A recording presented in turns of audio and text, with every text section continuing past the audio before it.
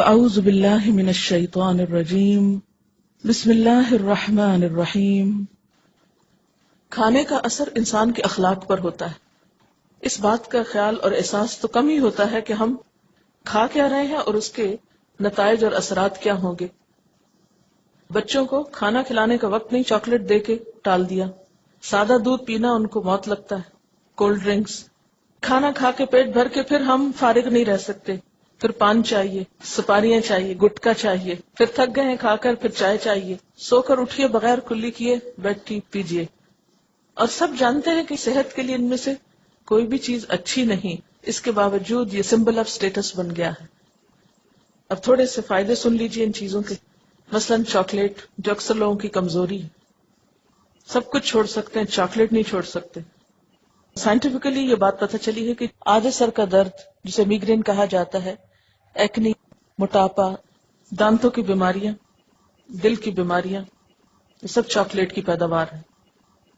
اس میں دو کیمیائی مادے ہوتے ہیں، تھیوبرومین اور کیفین، خصوصی طور پر فائبروسسٹک بریسٹ کینسر کا سبب بنتے ہیں۔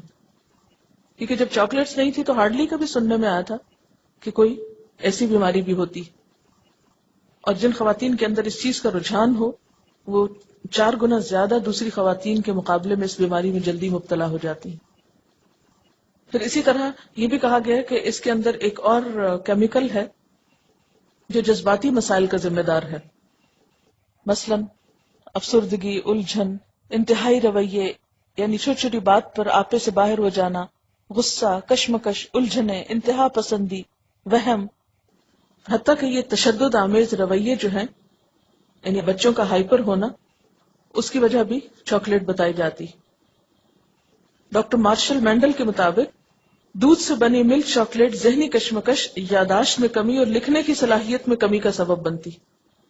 ہم کہتے ہیں بچوں کو ملک چاکلیٹ دیں، اور چاکلیٹ کا مسلسل استعمال انسان کو ایڈکٹ بنا دیتا ہے اس کا، اور کھانے والوں کو ہر کچھ دیر کے بعد اس کی طلب ہوتی، یعنی یہ نہیں ہوتا کہ ایک دفعہ کھانے کے بعد پھر انسان رک جائے، کھانے کے بعد پھر جو وہ ختم ہو جاتی تو پھر انسان دوبارہ چاہتا ہے کہ پھر اور کھائے۔ چاکلیٹ میں شکر کا تناسب 45% ہوتا ہے اور باقی فیٹس۔ 1 اونس چاکلیٹ 151 کیلوریز دیتی، اور خاص طور پہ بچوں کو اس چیز کا عادی بنانا جو ہے ان کے لیے سخت نقصان دہ ہے، کیونکہ ان کی بھوک ختم ہو جاتی، ان کی زبان کے اوپر اس کے اثرات ایسے ہوتے ہیں کہ وہ کھانے کا ٹیسٹ ختم ہونے لگتا ہے، یعنی پراپر نیچرل فوڈ ان کو پھر اچھی نہیں لگتی، وہ کھا نہیں سکتے۔ آپ نے دیکھا ہوگا اکثر بچے کھانے کے وقت بہت پانی پیتے ہیں، ایک نوالے پہ پانی پیتے ہیں، کہتے ہیں بہت مرچیں بہت مرچیں۔ وہ کس لیے؟ اس لیے کہ زبان پہ ان تمام چیزوں نے ایسے اثرات پیدا کیے کہ جس سے اب وہ نارمل فوڈ کھا نہیں پاتے۔ اس کے علاوہ آپ دیکھتے ہیں کہ ہمارے معاشرے میں عموماً سافٹ ڈرنک کا رواج بہت ہو گیا ہے۔ پہلے لوگ ڈرنکس کے لیے بہت سے پھلوں وغیرہ کے جوسز استعمال کیا کرتے تھے اور ان کو پریزرو کر لیا کرتے تھے جو صحت کے لیے بہت اچھے تھے، لیکن جب سے اس کی جگہ سافٹ ڈرنکس نے لی ہے تو بہت سی بیماریاں دیکھنے میں آئی ہیں۔ اگر دیکھا جائے تو سافٹ ڈرنکس کی غذائی لحاظ سے کوئی اہمیت نہیں ہے، ان میں شکر کی مقدار، تیزابیت، ایسیڈیٹی، مصنوعی رنگ اور پریزرویٹوز بہت زیادہ پائے جاتے ہیں۔ سافٹ ڈرنکس گردوں کے کام پر بہت اثر انداز ہوتے ہیں جو بعض اوقات گردے کی پتھری کی صورت میں نمودار ہوتے ہیں۔ جسم میں ہاضمے کے انزائمز جو ہیں ان پر بھی یہ اثر انداز ہوتے ہیں کہ ان کے عمل کو کم کر دیتے ہیں، اور اس کے نتیجے میں ہاضمے کے نظام پہ بوجھ پڑتا ہے اور غذا کم ہضم ہوتی ہے، سوائے اس کے کہ جس میں سٹرس وغیرہ ہو۔ اس کے علاوہ یہ ہے کہ اس کی وجہ سے غذا جو ہے وہ گل سڑ جاتی ہے معدے کے اندر، اور بسا اوقات یہ منہ کی بھوک کے پیدا کرنے کا سبب ہوتی ہے اور ایک زہر ٹاکسن کے پیدا کرنے کا سبب بنتی ہے، اور یہ ٹاکسن مختلف بیماریوں کا سبب بنتے ہیں۔ خاص طور پر اگر پھل یا میٹھا کھایا ہو تو خمیر کی وجہ سے الکحل میں تبدیل ہو جاتا ہے۔ جب بھی آپ کوئی سافٹ ڈرنک پیتے ہیں تو دراصل آپ ایک ایریٹڈ ڈرنک، یعنی ایسا مشروب جس میں دباؤ کے عمل کے تحت کاربن ڈائی آکسائڈ شامل کی جاتی ہے، وہ پی رہے ہوتے ہیں، اور اس مشروب کے ذریعے آپ کاربن ڈائی آکسائڈ کی ایک بڑی مقدار اپنے جسم میں داخل کر لیتے ہیں۔ آپ جانتے ہیں کہ سانس لینے کے عمل میں ہم کاربن ڈائی آکسائڈ جو ہے وہ جسم سے خارج کرتے ہیں اور اس کی جگہ آکسیجن اندر لیتے ہیں، لیکن اگر آکسیجن کی بجائے ہمارے خون میں کاربن ڈائی آکسائڈ کی مقدار بڑھ جائے تو اس سے کس قسم کے نقصان نہیں ہو سکتے۔ دہلی یونیورسٹی میں کوک پینے کا ایک مقابلہ ہوا، جیتنے والے نے 8 بوتلیں پی لی اور موقع پر ہی مر گیا۔ موت کی وجہ یہ بتائی گئی کہ کاربن ڈائی آکسائڈ کی بے تحاشا مقدار خون میں شامل ہو گئی تھی، جس کی وجہ سے آکسیجن کم ہو گئی اور وہ اس کی موت کا سبب بن گئی۔ اسی طرح پیپسی میں موجود تیزابیت ہڈیوں اور دانتوں کو گلانے کے لیے کافی ہے۔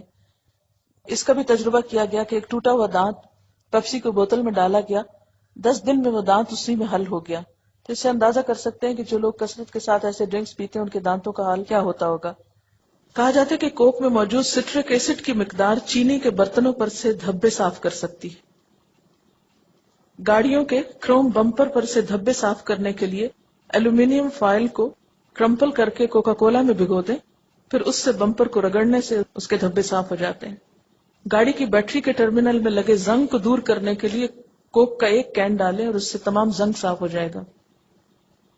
زنگ شدہ بولٹ صاف کرنے کے لیے کوکا کولا میں بھیگے کپڑے کو ان پر کئی منٹ تک رکھے رہنے سے ان کا زنگ دور ہو جاتا ہے اور وہ لوز ہو جاتے ہیں۔ کپڑوں پر چکنائی یا گریس اتارنے کے لیے کوک کا ایک پورا کین ایسے کپڑوں پر ڈالیں، پھر ڈٹرجنٹ ڈال کر دھوئیں، چکنائی کے دھبے صاف ہو جائیں گے۔ گاڑیوں کی ونڈ سکرین صاف کرنے کے لیے بھی ایک اچھے ڈٹرجنٹ کا کام دیتی ہے۔ عموماً جب کار ایکسیڈنٹس میں اگر خون وغیرہ کے دھبے پڑ جائیں تو اس کو بھی کوک سے بہت جلدی صاف کر لیا جاتا ہے۔ اسی طرح ٹوائلٹ کو صاف کرنے کے لیے اگر کوک کا ایک کین ڈال دیں اس میں اور 1 گھنٹے تک رہنے دیں اور پھر اس کو فلش کریں تو جو سٹرک ایسڈ کوک کے اندر ہوتا ہے ایک کین میں، وہ سب کا سب اس کو بالکل صاف کر دے گا۔ اسی طرح ہماری غذائی عادات میں اور ہر وقت کچھ نہ کچھ کھاتے رہنے کی عادت نے ہم کو سپاری کھانے کا بہت عادی کر دیا ہے۔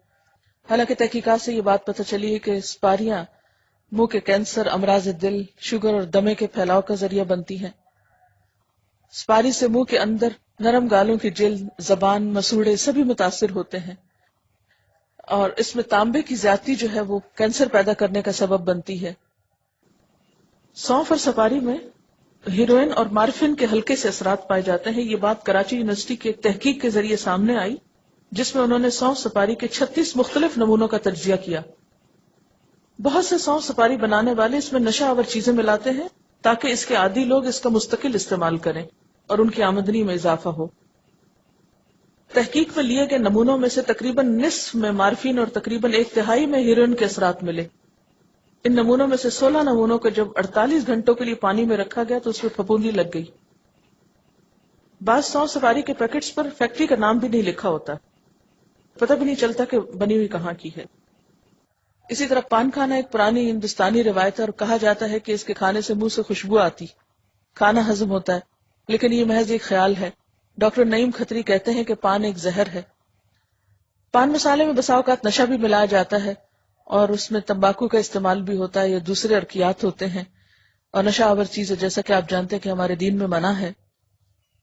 اسی طرح گٹکا، عام طور پر دیکھنے میں آیا کہ بہت سارے لوگ گٹکے کو ایک مشغلے کے طور پر کھا رہے ہوتے ہیں، بسا اوقات ضرورت نہیں بھی ہوتی لیکن صرف شوقیہ طور پر۔ گٹکا جو ہے یہ فوری طور پر خراب ہونے والی چیز ہے کیونکہ اس میں نہایت گھٹیا قسم کے پریزرویٹو ڈالے جاتے ہیں اور نہایت گندی جگہوں پہ بنتا ہے۔ اس کو لیزدار بنانے کے لیے بسا اوقات اس میں پکا ہوا خون اور چھالیہ نما لکڑی کی طرح سخت پھل کو سفو بنا کے ڈالا جاتا ہے۔ اس کا وزن بڑھانے کے لیے اس میں ملتانی مٹی اور کلف پاؤڈر بھی ڈالا جاتا ہے، اور بعض اوقات اس میں نشہ آور اجزاء بھی ملا دیے جاتے ہیں۔ رنچوڑ لائنز کے ایک مقامی ڈاکٹر نے بتایا کہ اس علاقے میں ہر سال کم از کم 5 گٹکا خوروں کے منہ کے کینسر کی وجہ سے موت ہوئی ہے۔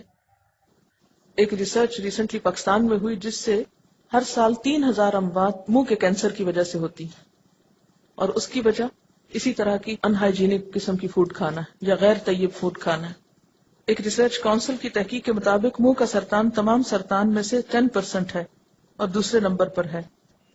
حال ہی میں 452 مریضوں کا معائنہ کیا گیا جو کہ میٹھی چھالیاں، گٹکا اور مین پوری کھاتے تھے، اور ان میں سے 1/4 مریض جو تھے وہ 18 سال سے کم عمر کے تھے، اور سب سے چھوٹا 10 برس کا 91 مریضوں کے منہ 1 سینٹی میٹر یا اس سے بھی کم کھلتے ہیں۔ تو اللہ تعالیٰ کیا فرماتے ہیں؟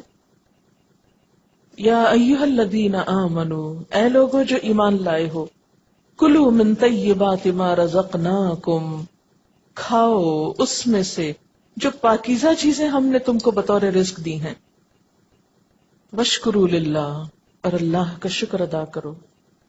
ان کنتم ایاہ تعبدون، اگر ہو تم صرف اس کی عبادت کرتے. تو اس سے کیا پتہ چلتا ہے کہ اگر تم اللہ کی عبادت کرتے ہو تو پھر کیا کرنا ہوگا؟ نمبر 1 پاکیزہ چیزیں کھانی ہوں گی، اور نمبر 2 شکر ادا کرنا ہوگا. گویا کھانا بھی عبادت ہے اگر ستھرا کھایا جائے اور کھا کر شکر ادا کیا جائے. وآخر دعوانا ان الحمد للہ رب العالمین، والسلام علیکم ورحمۃ اللہ وبرکاتہ.